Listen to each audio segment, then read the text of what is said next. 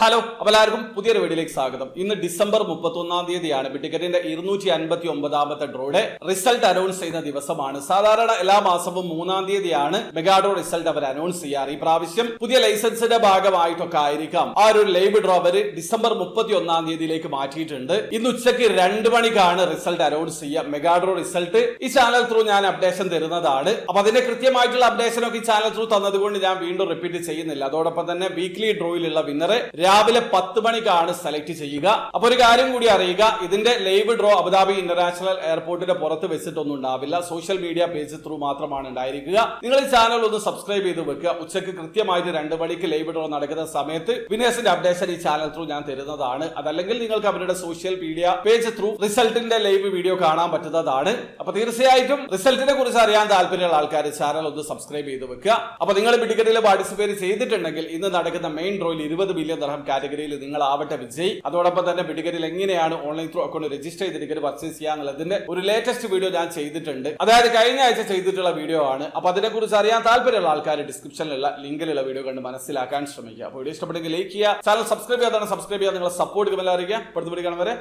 By.